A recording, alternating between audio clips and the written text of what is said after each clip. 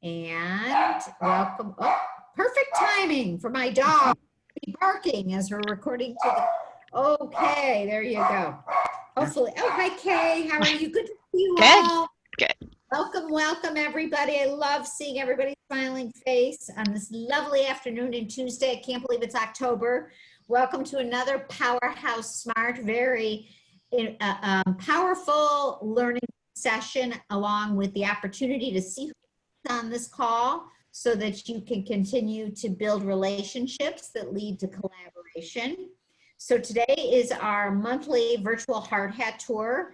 As most of you who are familiar with Powerhouse Smart know, that we have been doing these for many, many years. I want to say over 5 years. And of course, the first 4.5 years, we actually would caravan to different project sites, depending on which location, be it the North Shore, the city, or Wisconsin, that we're actually touring projects. Today, we get the beauty of seeing 3 fabulous projects, and we don't even have to get in the car, and we get the same education and learning, although we can't wait till we're back in the live and we can see these projects and touch and feel in the real life.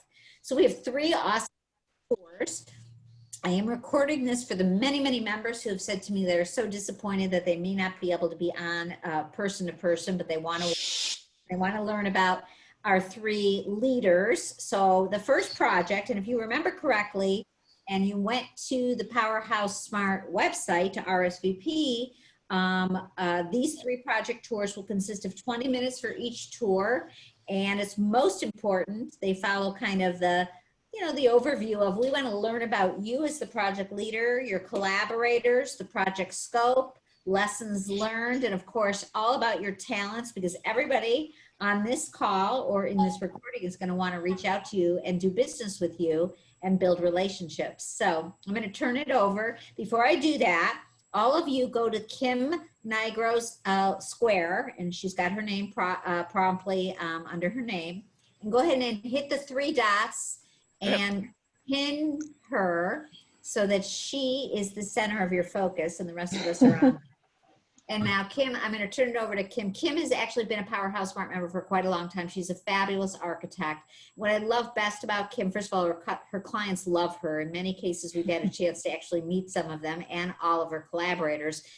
She's just, puts her whole heart into it, and she really believes in sustainability and also, but designing with comfort and beauty and just clean lines. I just love seeing her projects. So Kim Nigro and Nigro Studio, we're going to turn it over to you, Kim, and let you tell us all about your project. You've got a nice 20 minutes. And just so you know, Kim has had some obstacles today with the internet. So hopefully we don't lose her. We're going to let her jump on right now. And I'm going to mute myself. The rest of you should mute yourselves and let Kim take it away. Hi, thank you so much, Wendy, as always. It's so nice to have this opportunity. I do wish that we were on site for real, because that's one of my favorite things about being an architect, is being in the field. So unfortunately, I'll just use the power of the internet to transport you there today. Like Wendy said, I think also one of my favorite things about being an architect is the collaboration. So even though I'm a small firm and sometimes colleagues in bigger offices or corporate settings ask, don't you ever get tired of like being on your own or missing people? And I don't, because I have so many wonderful collaborations, and this project is a good example of that.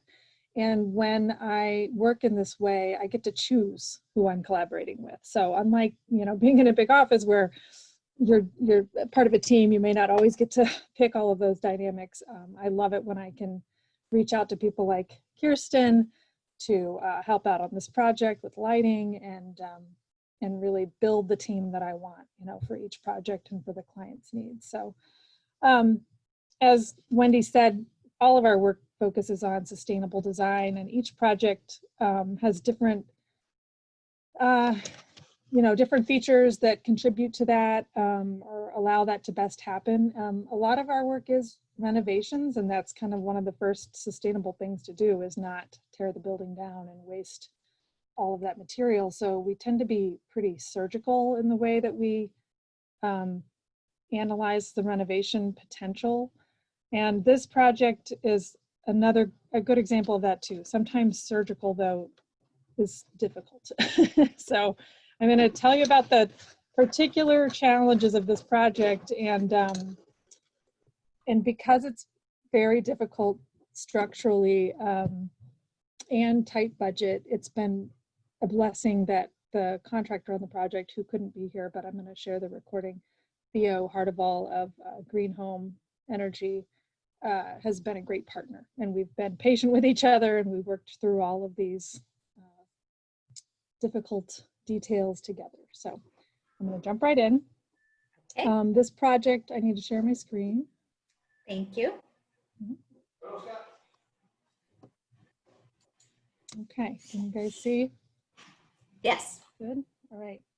And jump in anytime if somebody has a question. Just Yeah, absolutely. I'll take questions in the chat and I'll summarize if you guys have any questions. And certainly if we don't get to all of them, I'll get back to Kim and get answers for you. So go ahead, Kim. Sure, thanks.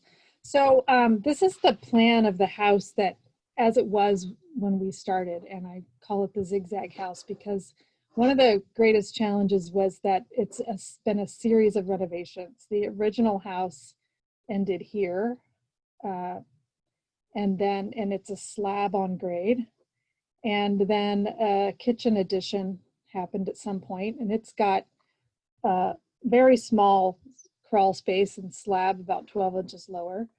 And then this whole portion was added at yet another later date and has a different foundation structure and crawl space.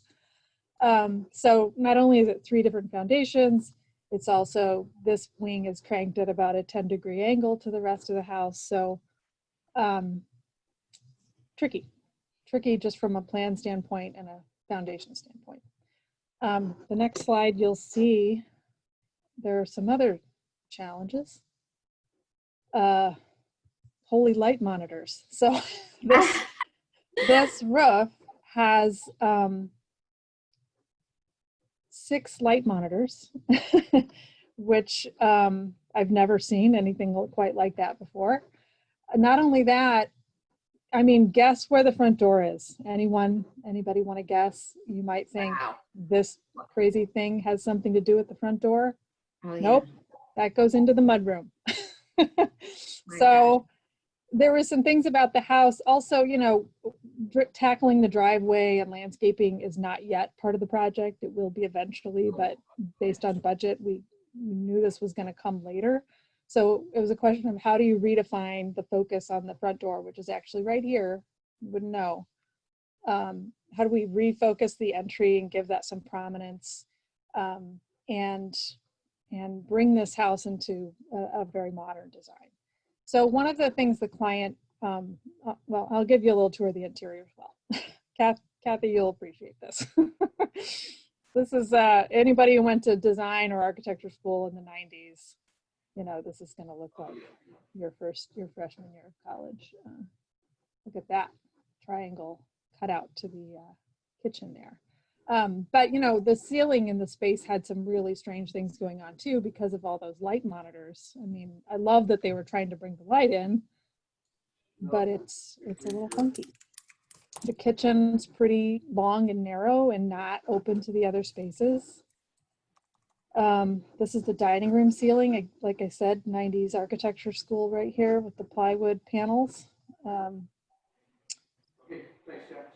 And then again, this interesting folly that's just this totally separate structure that was built in front of the mudroom door. And then inside the mudroom door is this inlaid north arrow. And just down through that doorway was an artist's studio, which had the funnest ceiling of them all. So that's where we're starting from. This was more the looks we were trying to get to. So with the client, we put together this kind of look and feel board early on, talking about one of the main things we were going to do was tear off the roof, most of the roof, and go with a higher pitch for a more modern aesthetic, and vault some of the spaces, have some exposed beam, you know, the palette being some natural white oak and some concrete, standing seam metal roof, and very little eaves. So really eliminating the eave overhang. So, you know, that has its technical challenges as well to do that well. So this is where we're going toward. So in the plan, just to kind of tell you the main moves, again, this is the front door that in that first photo, you just couldn't tell it was even there. So without unfortunately getting into the paving much yet, we moved toward just a small raised patio and a steel awning here. And then another steel awning at this mudroom entry, but a concrete landscape wall so that you're not looking straight at the door. It's more of a side entrance, but it's not adding on interior space. They really didn't need the interior space. We just wanted to sort of make it clear that this was secondary. And then when you come in, this wall being a wood-lined gallery wall, and then you turn and open up to what we've created as a one large vaulted dining room, kitchen, and living room space now. So those two walls that were making the kitchen long and narrow are gone, and it's open now to both sides. This wing with the bedrooms, bathrooms, and garage really isn't getting edited much. It's getting a new roof, but the spaces are finished. The bathrooms have been renovated, and those are not really in the scope. And then as you walk through living room, kitchen, dining room, you're back at what is the mudroom entry. It used to have a door straight into the laundry room. We've moved that door over here so that it's more easily accessed from the master suite right into the laundry. And then it gave us a wall where we could build out, you know, something like this from another project of mine where it's some millwork and a bench and nice to look at, but also functional as a mudroom. And we widened this hallway so that your path to what is now a big family room and kind of media room is more open. The powder room we're not renovating yet. Again, phase 2. And then the master suite, there's sort of has its own vestibule back here for privacy off of the dining room, and renovated this space to be vaulted as well. So this roof is torn off entirely. And 2 big glass windows that kind of create this light passage through the master bathroom. There's a frosted piece of glass here so that you get light from this window through to that master tub, but not a privacy issue. And you'll see that in the model.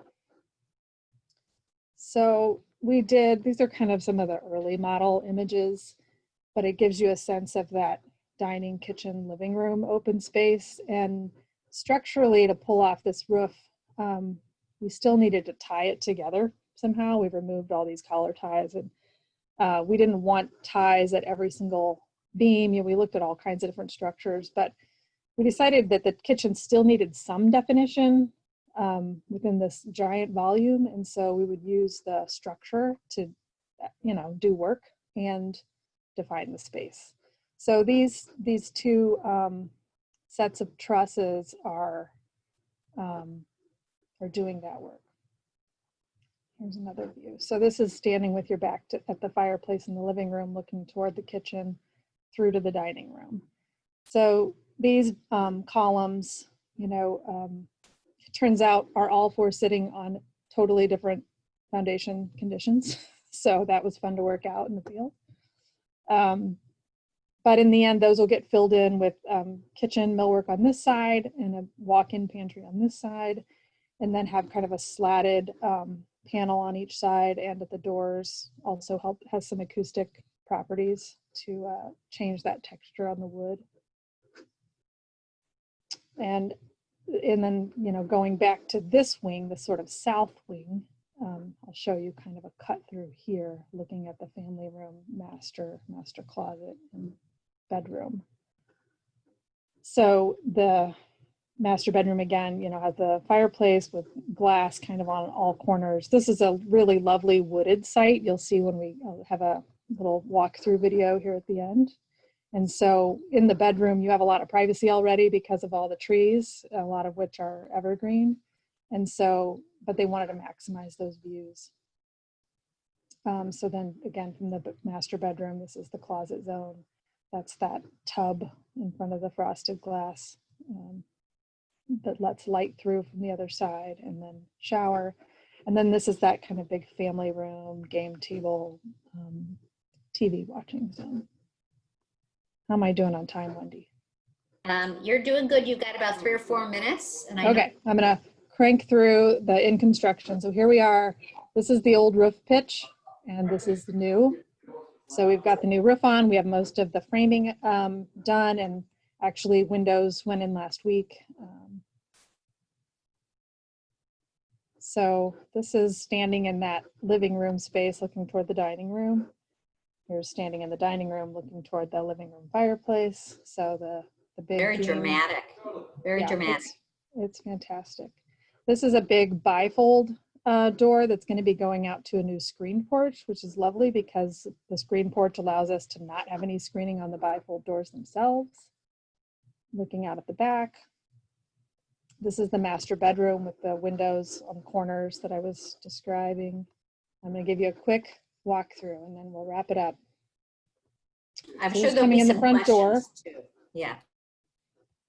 and turning to your left toward the big living room space. Sorry, I am not a videographer. I hope you've all taken some Dramamine. No, this is good. It's really good. Wait for the next one. It's really and so bumpy. Can I ask you, so is this on time? Was there any issues with COVID as far as getting no, for sure there was issues just getting started. Even the client has been making changes even up through now, so there's some of that kind of delay as well, but he's aware. We're all aware of how we're rolling with it. But mostly it was trades getting super busy. So we kept losing trades and having to rebid, finding a new concrete guy, finding a new whatever, because a lot of people went on hold and then all of a sudden everybody came back swamped all at once. So, sorry, I'm hearing the construction noise from my end of the videos. There's literally like, I'm sorry if I'm yelling all of a sudden, there's an air compressor going on in my ears. No problem. And so I would say, I know Kiersten is on the call. She was your collaborator for lighting design. Kiersten, what challenges did you have? Her main challenge is that I didn't bring her in on time. She came in late and helped bail me out. Okay, so if you want to unmute yourself, Kiersten, and answer, if you can hear, if you're available. Sure. I did a peer review for Kim for the main living area, the great room space and the kitchen. So she gave me her initial lighting plan, which was really good to start off with. So I just made a couple tweaks and I think helped with a couple fixture specifications, but it was already very good to begin with. So I was very minimal on this project. Well, and that's partly, one of the challenges of this job is that the budget was really, really, really small from the beginning. So bringing on other consultants. Kim, bring your microphone back up to closer to you. Sorry. Yeah. One of the things, the budget was really, really small at the beginning. So like all the consultants that I would like to have brought on for full scope in the beginning were clearly not going to happen. But then, later it became clear, I'm like, this giant space is too critical. We cannot underlight this. And yet we didn't want to just throw cans everywhere because, the nature of the wood ceiling and being vaulted. So Kiersten really did kind of save the day by doing some calculations and figuring out that we could stick with the number of fixtures we had, but we had to choose a different fixture that would have a lot more output. So critical help at a critical moment. Sure. And did you do any special like wiring or anything given those high ceilings? Yeah. Well, so over those beams that she also helped me move to some low voltage fixtures so that we could hide the wires more easily than a line voltage fixture. So that was, yeah, very helpful, and a nicer looking fixture on top of the beams to uplight. Unfortunately, I tried to bring in a Powerhouse collaborator for the low voltage work and haven't managed to do that yet. So I think You're they've still working. moved. Well, unfortunately, I just found out they hired, I don't know who, and he's currently making the GC mad. So Oh, boy. I wish I could have gotten my one of Yes. my key Is this partners in. a past customer of yours? How did this project come to you? Actually, on the collaboration side, another project that I was able to talk about on one of the panels that you guys had at the luxury conference a few years ago, a designer that I collaborated with on a big project, he knew the client and had given them my name.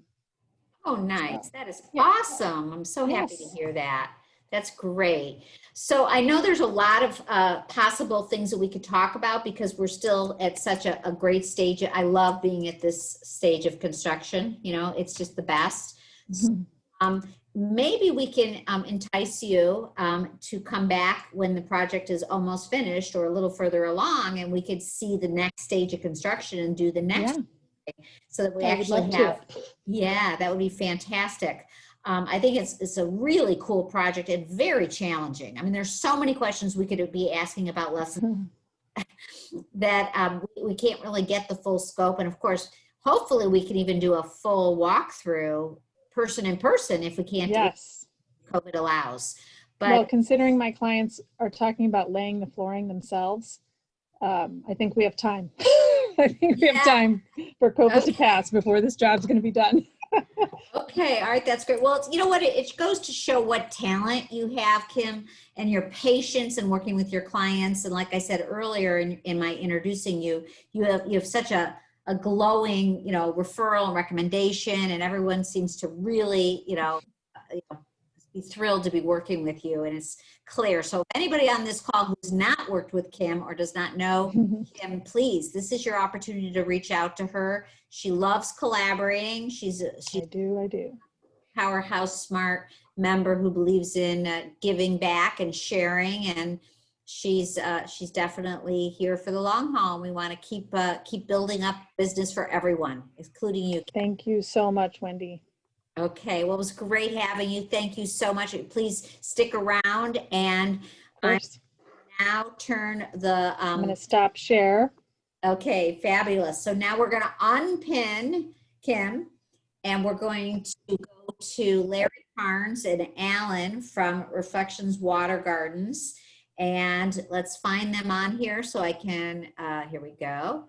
Pin them so that be the biggest thing on the screen, and they're actually out in Long Grove. So hi guys, how's it going? Hi, good. Enjoying the sun. Yeah, it's beautiful fall day. I wish we were there with you Next time. next time. So Yeah. So tell us, introduce you know the routine. Sure. Well, first, thank you for having us on the tour. Really nice that we could be here and to be outside today to show you around this project. My name is Alan Ween. I'm the operations manager with Reflections Water Gardens, and this is? Larry Carnes, designer, rock placer, guy that builds everything. Larry is very humble and modest, but in reality, he is the mastermind behind all of our projects, and he is a true artist. And Larry has been designing and building elegant outdoor water features, ponds, and natural pools for over 10 years now? 10 years. 10 years. At Reflections, many of our clients come to us who are unhappy with the appearance of their backyards. Sometimes they're upset with the performance of a previously installed pond or a water feature. Sometimes clients come to us who are just frustrated with the pressure of keeping up with their neighbors. And very much like Kim Nigro and her firm, environmental sustainability and environmental design are at the forefront of what we do. And today, we're going to be showing you an example of a biologically filtered recreational pond here in beautiful Long Grove, Illinois, which has been the product of many months, in fact, multiple years of hard work to get to the point where we're at now, and only just the beginning, because it's a multiple phase project, which will include further landscape work starting next spring. So, Fabulous. yes, thank you. So there's sort of a brief intro to the project, and without further ado, I guess we might as well just stand up and show you guys around. Sound good? Yeah, so Alan, how did the project come to you? Was this a past client, or who brought you to this? I'll let Larry answer that question. No, they just found me on Google. And Really? yeah, since I specialize, I'm so niche that there's not a lot of people doing the scale of the projects we're doing. I think I met them 2 years ago is when we started. Started out with simple napkin sketches and concepts, you know, and then we get into 3D modeling and everything after that, so they can really see what's going to be. And then as it progressed further on, she said, you know, I think I might need a landscape architect. And I said, well, I've got just the person if you want the natural look, because I can do the concepts, but picking out the specific plants isn't my thing. So I brought in John Mariani. So he's specking out all the plants that we'll plant in the landscape next year. This year we're just finishing up hardscape, and just this week we're finishing all the topsoil work so we can hydroseed it next week or the following week. Wow. So is it common, Larry and Alan, for your clients to be multi-year clients like this, where you might, you know, start with just the scope of the project, the designing, and then actually spend time in season after season doing things? Not uncommon, because I mean, unless somebody has the budget to pay for it all in one shot up front, you know, it gets phased in. Like you'll see as we walk around, the structure for the deck is built, but they're not going to do the finishing for the deck until next year. Gotcha. We're filling everything up with water. You know, the carpenters don't want to work in the water, so we had to get all that structure in ahead of time. Right. And so what size projects from small to large do you guys accept? Like dollar-wise or square foot-wise? Either way, you tell me. Well, like this project right now started out as an existing 5,000 square foot pond that they were very unhappy with, because they always wanted to swim in it, and they couldn't swim in it because the water was cloudy and it was just nasty. So we added on a 2,500 square foot wetland filter where water flows through the plants and gravel to keep it crystal clear and clean and swimmable and healthy. So, you know, the total project is 7,500 square feet. We've got other projects that are 3,000, 4,000 square feet. We've got a 1.5 acre pond in Matawa. But then we've done little fountains that only take up, you know, 100 square feet in somebody's backyard. So it really depends upon what the client wants and their goals and what we could do. And as long as we're a good fit for them, we'll do it. So anybody on this call who has a client who wants to do a water feature, it's okay to call you, and you're interested in at least hearing it out and maybe collaborating on that. Is that what I'm hearing? Yeah, we just came from another project where we're collaborating with another Powerhouse member that brought us in for building a turtle pond in Highland Park. Nice. That's so cool. I want to have a project tour there too in the future. Yeah, hopefully they'll let us. There's a lot of non-disclosure ones on that thing, but hopefully we can get in there. Yeah, this is what Powerhouse Smart is all about, guys. And I so miss being out there with you and touching and feeling. I'll always be a builder. I have my builder hat on, but we love this. So thank you and Kim and Mark, who's going to be our last tour here today, for sharing. And I'll go ahead and let you give your tour now, Alan. Great. Okay. Thanks, Wendy. So let me figure out how to rotate my camera here. There we go. So I'll just start with giving you a quick panorama, and then we'll get up and we'll actually walk around. So panning from left to right here, we have a sandy beach entry. This was not part of the original design, but was added on about halfway through construction. And panning around, you can see we have a lot of natural stone boulders. Over 150 tons of rock was brought in for this project. The walls are constructed with a stone face block, and they're sitting on a shelf about 2 or 3 feet deep. And then the pond slopes down to the deepest part about 5.5 or 6 feet.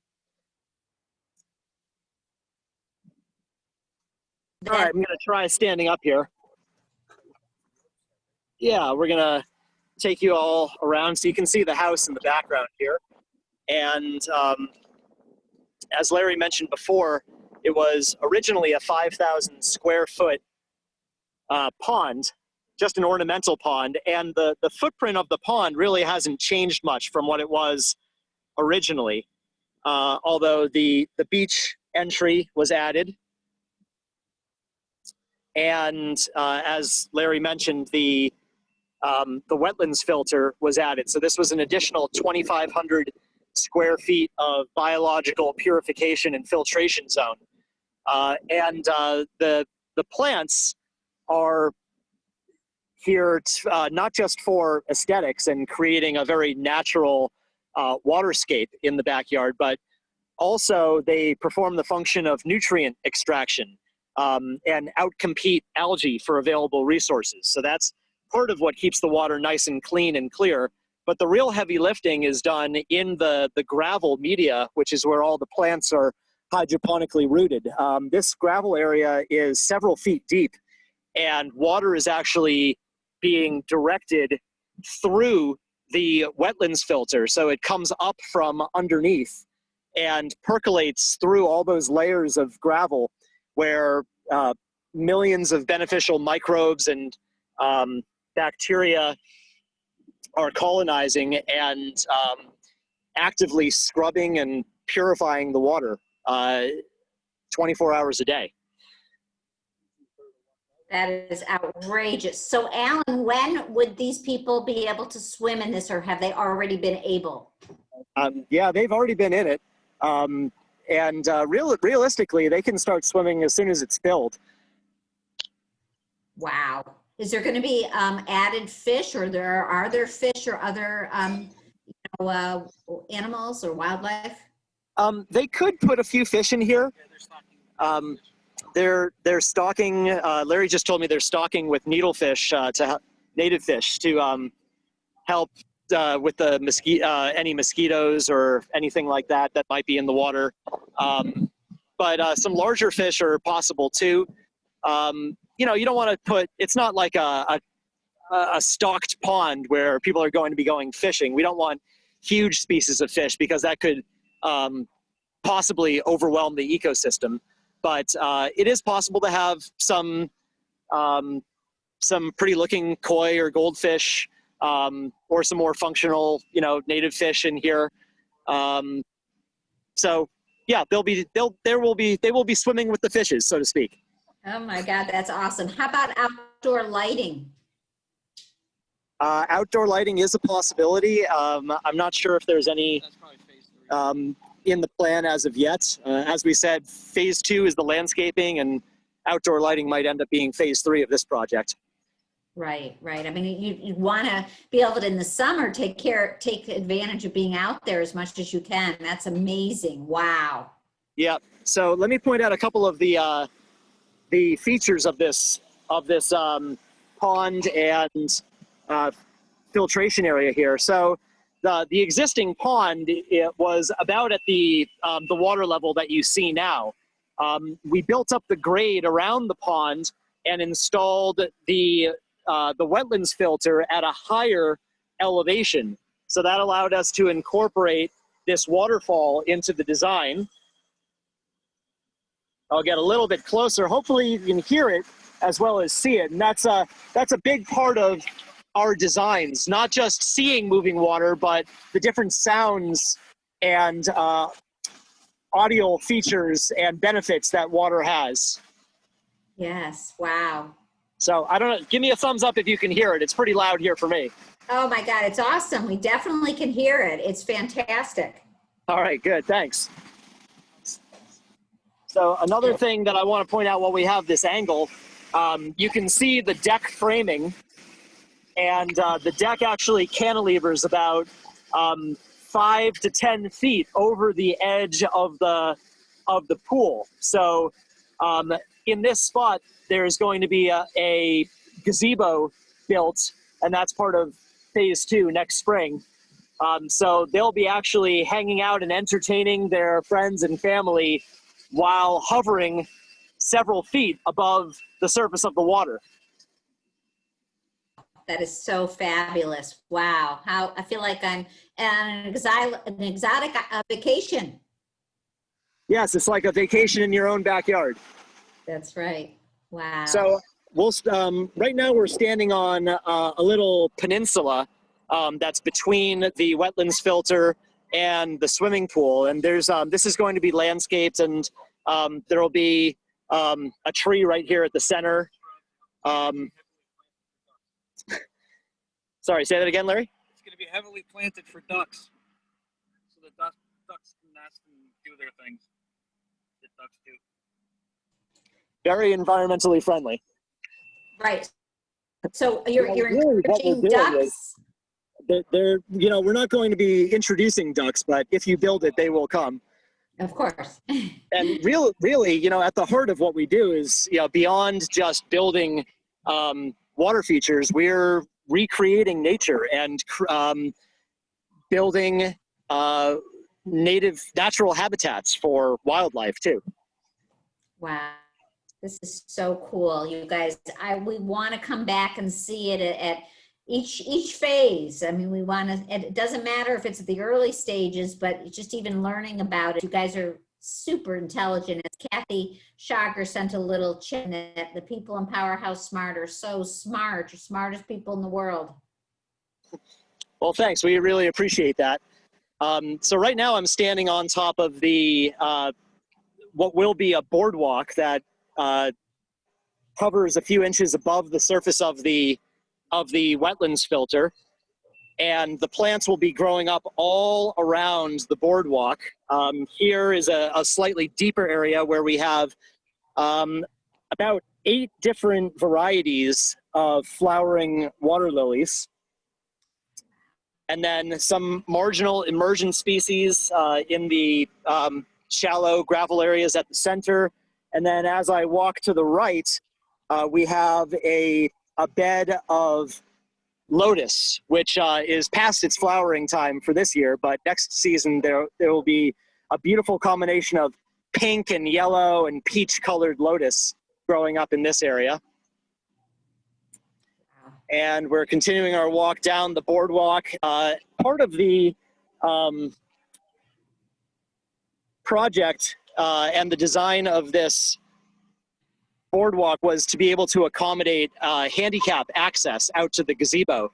So it was originally a little bit more narrow, but then we expanded it and had it re-engineered so that it could be more handicap accessible and friendlier for more people to be able to come out to this point and enjoy the beauty of this outdoor environment.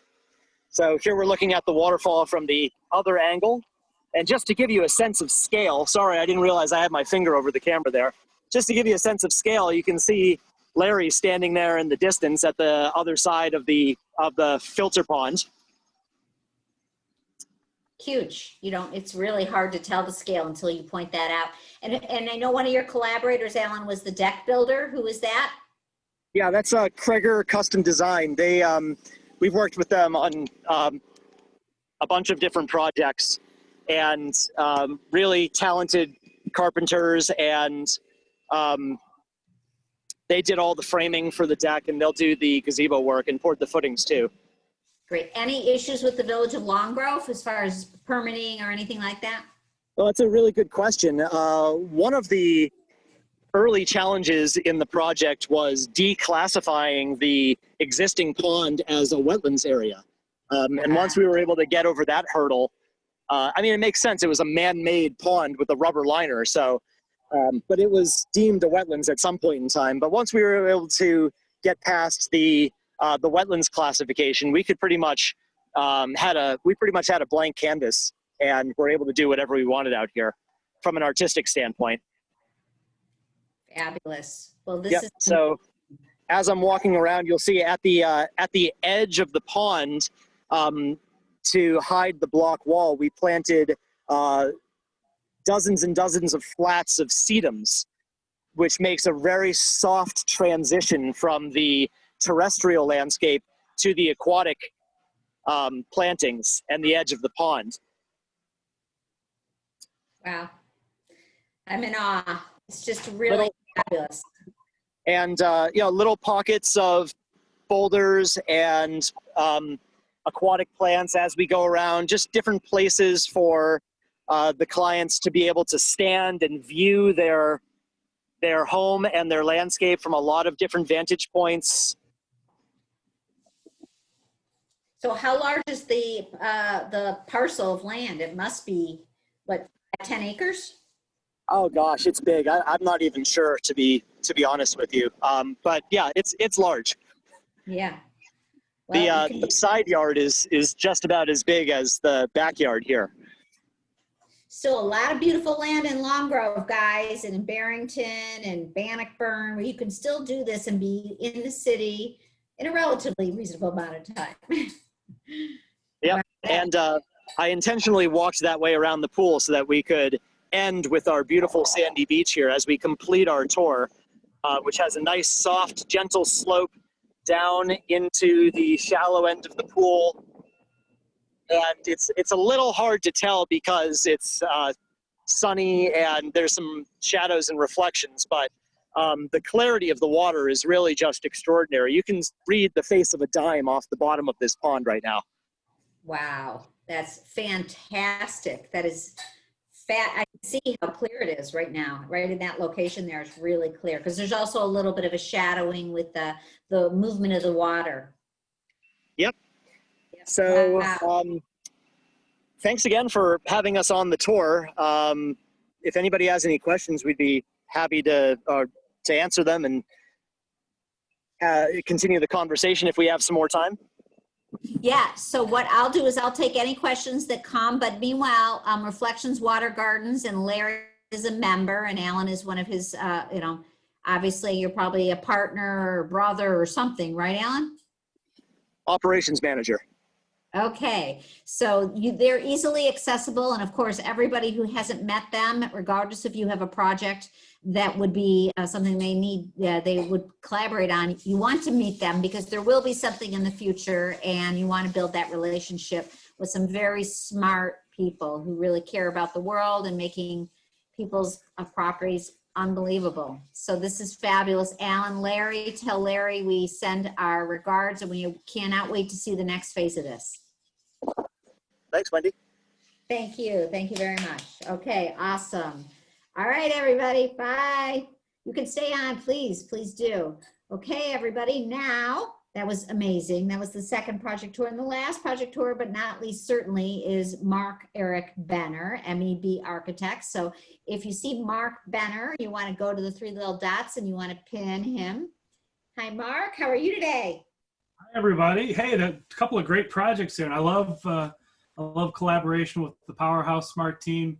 It's funny, Larry and I share an affinity for dogs, and so we're often talking about that. And I have a group of friends. We visit the Lake Forest Dog Park all the time, and one of them mentioned to me he's got this low spot in his yard that constantly is just muddy, mucky. And I said, well, I think I got the guy that can fix that for you. And I put him together with Larry, and not very long ago, they wrapped up a new pond installation, and they're just elated. They love what Larry and those guys did for them. So just really impressive. That is rave about it. outstanding. Yeah, And then that's what it's all about.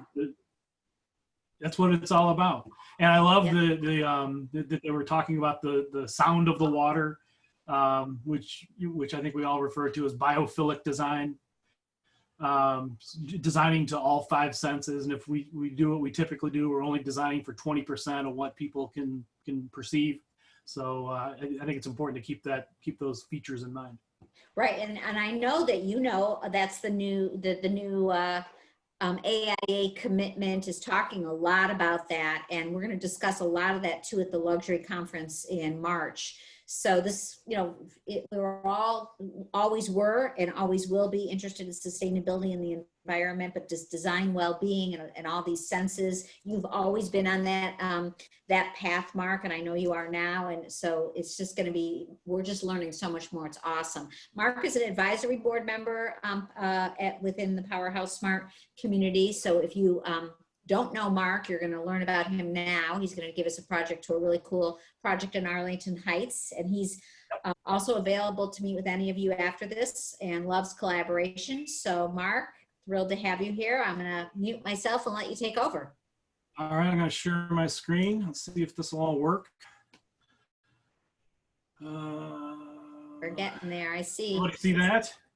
It's pushing there. Oh, there you go. Okay. All right, so welcome to the Powerhouse Smart Hard Hat Tour. We're going to go through these real quick. Special thanks to Wendy and Powerhouse Smart and everyone here for taking time out of their day. Great projects from Kim and Larry. A little bit about me. I've been in design and construction for 30 plus years. My first job was as a rough framing carpenter, so I was building houses before I was designing them. I served as a principal at Orrin Pickell for 13 years. I'm a virtual reality architect, innovator, collaborator, and optimist. I do both residential and commercial projects. I've been in Powerhouse Smart for since 2012, and Wendy and I go back to '95, so it's been a good long relationship. And I like to consider myself a partner in creating uniquely personal living and working spaces. That is perfect. So I've got a bunch of projects going on right now, and just to name a few of them, I've got a new house in Chicago going up, or just starting design. I've got a new Arlington Heights edition, actually right next door to this one we're going to talk about today. Just wrapping up a steel fabrication plant edition in Indiana, and working on a cake bakery in Chicago as well. And I've got, I collaborate with architects, interior designers and landscape architects all the time. I thought we would just share a little bit about how I work before we jump into the project. So when people contact me, rather than just give them a proposal for in response to their request, I always give them a range of services, so they have things from which to select. And I think that's a really good practice that we can all think about. And the logic is, if you only give them one price, humans are unable to make decisions on one number. They have to compare it to something. So if you don't give them something to compare it to, they're going to definitely go to your competition and shop you against them. They may still go, but at least they have the opportunity to stay with you. I also like to offer my clients discounted rates if they will agree, at least at the front end, to be active on social media and talk about their experience with me. And obviously, if they're willing to client referrals or refer us to other clients, I like to reward that as well. And I think one of the things I'm really excited about is I'm a big believer in collaboration, and I think there's an opportunity here. So this is kind of a abbreviation of what my proposal might look like. And if you think about how, like in the airline industry, if you're buying an airline ticket, at the bottom of that page, you're offered, do you also need a hotel room and a car rental? I think we can do that same thing in our industry. We have a lot of compatible services. So I'm inviting everyone here who's got an idea how we might be able to work together. We might be able to pitch our services together and give better value and give better service. So here is That's outrageous, Mark. I love it. Outrageous and fantastic. I love it. Outrageous and fantastic. So yeah, this is it started out as a ranch home in Arlington Heights. It's a client with whom I've worked on previous projects. He's a general contractor, developer, kind of part-time. He's also in business management. But so he's in the field, and he's G-staying this project himself. Our experience together is mostly residential projects. Theirs is a family of 4. They love their neighborhood, so this is where they wanted to lay down roots. And I'll just show you a few of the existing conditions. So it's typical brick. Everything in Arlington Heights for ground floor is masonry by code. And they have a most of the houses are ranch, and so they're kind of limited in what they have to offer in terms of footprint. It just had some dated rooms. Kitchen needed a little help, and it's a very closed, compartmentalized plan. We wanted to help them solve that.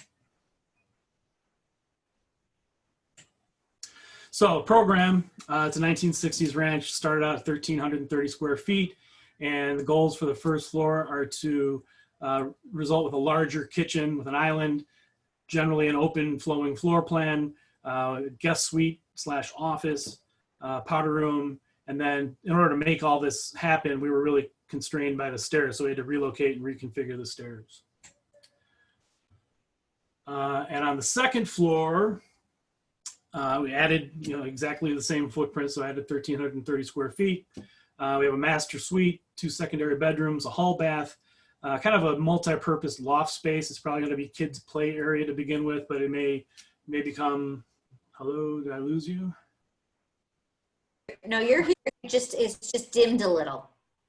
There. I got a software update option, so. Oh, okay. I'm gonna disregard that for now. Laundry and mechanical space. We're back online here. Everyone can see this? Yeah, we were on your island, your private island for a minute. It's a lovely place too. We had some particular design challenges, like we all face. They didn't want to carry brick to the second floor, which creates kind of a challenge. How do you do that sensitively and elegantly? Needed a really functional layout. The village of Arlington Heights is very sensitive about these kind of gargantuan additions that go on and don't match the neighborhood, so we had to be very sensitive to that.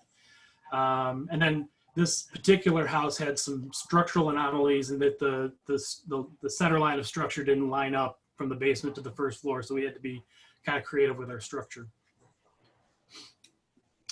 So our first challenge was they have 2 young girls who kind of monopolized our design area with their art projects. So we had to first displace the artists, but they were able to show us what they were working on, which is a lot of fun. And then we claimed the dining room as our design area, and I like to have design meetings live. I go in with an idea of what we're going to do, but I'd prefer to bring the plan together with the clients so that they have some input immediately, and we don't have weekly design revision iterations. We can get a solid design in our first meeting, so we can save weeks by doing it that way. Also like to engage all the stakeholders, make sure everyone's needs are addressed. So this client brought to me some pretty mature. This is what they brought to me at the beginning of the project, and we followed this pretty closely. So they had a good idea what they wanted the plan to be. They just weren't sure how to make certain things happen. So that was their first floor. Second floor, very similar. And they even had really nice renderings of what they had in mind. So this was a great starting point to understand what their goals were. And just as we got, so I mean, these were very useful, but as we were analyzing this layout, really a lot of the spaces were undersized and not very practical. It would be hard to furnish some of these spaces, but that's a decent kitchen. We ended up doing something very similar to that. And then of course the girls got so excited about the design process, they gave me their creative input. So they did some frozen drawings here. And then on the right is the floor plan that they had in mind for their bedroom and how they thought the stairs would work best. So I'm really lucky to have their input. Very fun. Yeah. So, and then this is kind of the result of once we've arrived at a good concept, then I'll kind of fine line and get it into BIM so we can get realistic understanding of what we're approaching. Every project I do gets a site analysis, and this one, we're not doing a lot outside of the footprint, which is really crucial because the budget was really a driving factor here. So if we can eliminate trades like excavation and foundation work, we can really put great control over the budget. But this just helps us understand solar organization and how we're going to navigate around the site, and the access points, and where the views are. Similarly, we had a site plan. Again, we're not doing a whole lot with the site. We're just changing some of the entry points to make those improvements. And then we get into the elevations, and I really like to show existing in a demo form so we can characterize and show what's the difference, what was there, and what are we doing to it, and then ultimately what's going to be there in the end. So obviously we're taking off the roof, and we're removing some of the existing windows and making those openings larger for larger windows. And now you can see a direct correlation between each of those conditions. And similarly, we do that with the floor plan. So I like to pair up the first floor plan with the first floor demo plan, and it really just gives you a great sense of what's coming and what's going, and a reasoning why. And so you'll see in this plan, we ended up stacking the stairs rather than doing the U-shaped front, forward and back stair, which I just think takes up a lot of plan space, and we don't have a lot of footprint here. So by considering this, we were able to restore the living room to a much more usable space. The breakfast area gained in space. And so this was just a far more efficient stair. They hadn't even considered it. They hadn't thought of it. And really the selling point was here, this stair gave them definition between public and private spaces. So, they may invite people down to the basement. There's a kind of a playroom down there. But the stairs to the second floor, that's strictly private bedroom space. So with this arrangement, the house is laid out to become more private as you work through it. And then our second floor, obviously we're just losing the whole roof.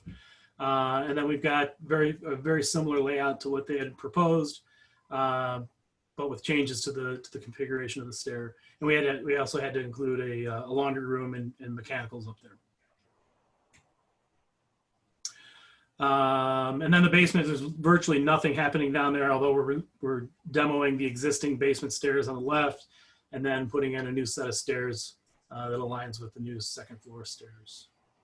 And so in order to eliminate the door at the first floor level, we just created a vestibule at the bottom of the stairs so we can finish that.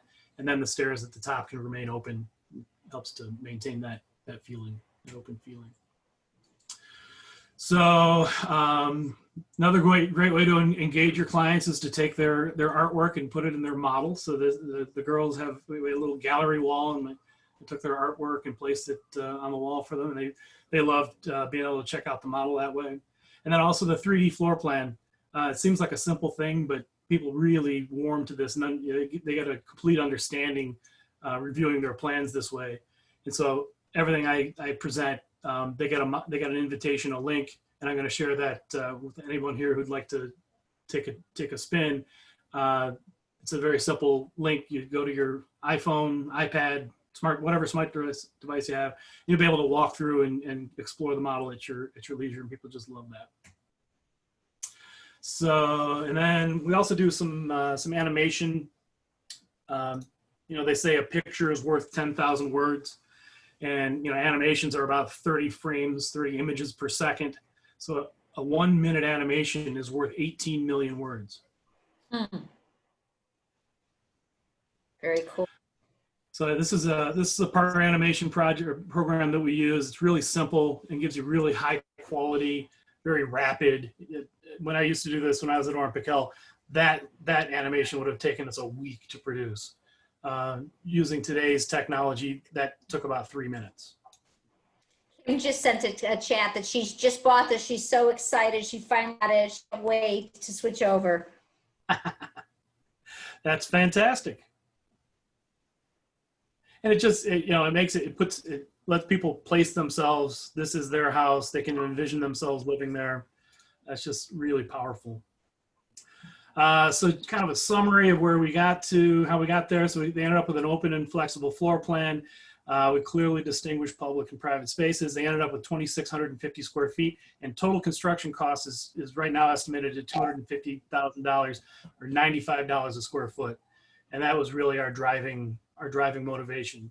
I didn't think that was possible. When they asked me, I said, well, I'll design it, but I can't guarantee you're going to hit that price. But so far, so good.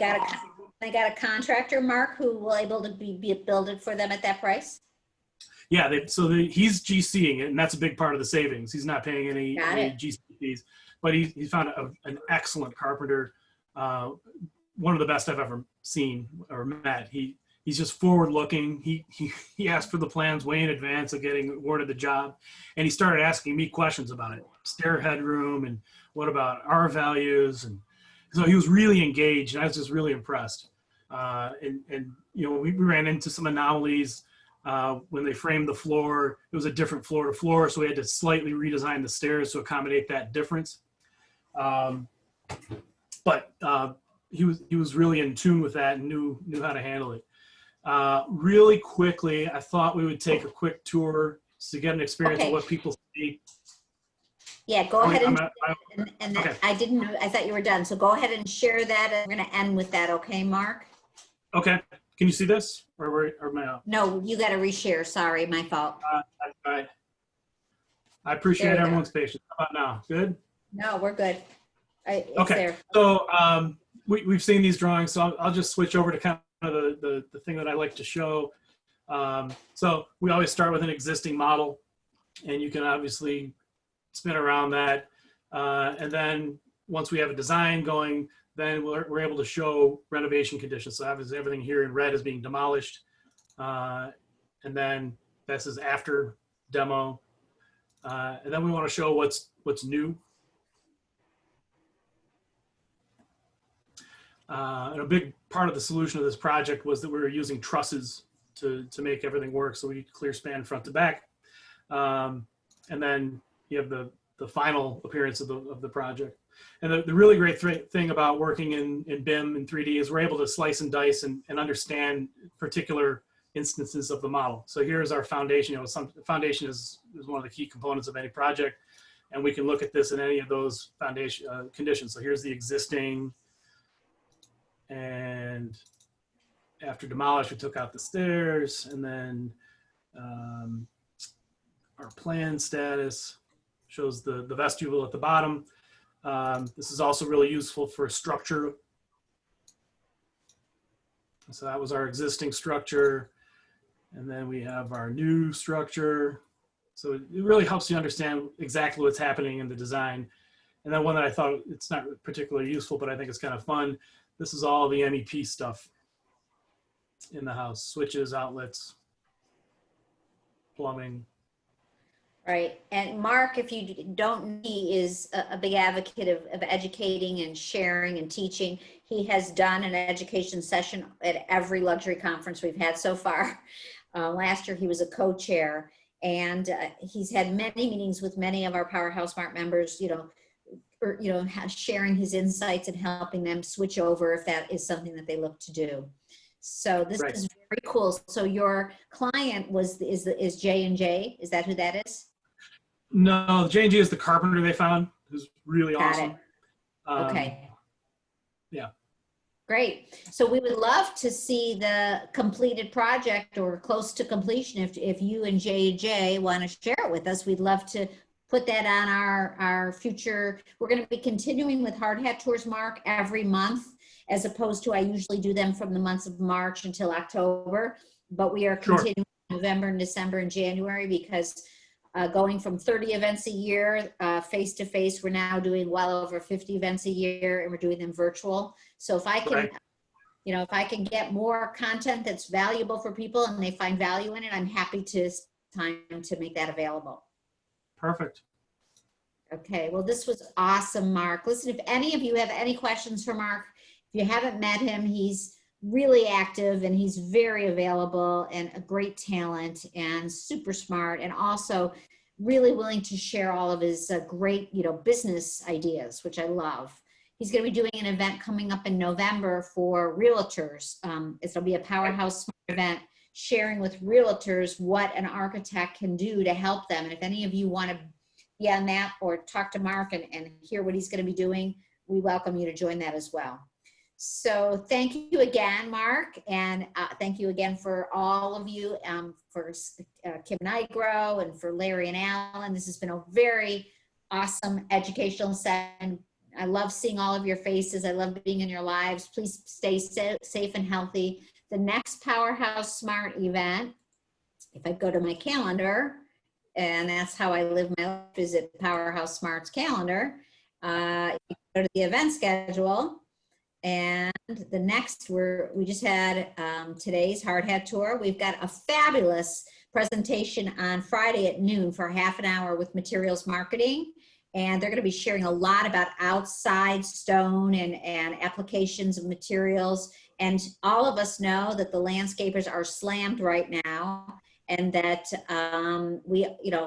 homeowners are, have not spent money on restaurants and food, travel, and weddings. So they're investing in where they live, which is very important and near and dear. So it'll be great to hear that. And then, of course, please go back to the calendar and look at other events.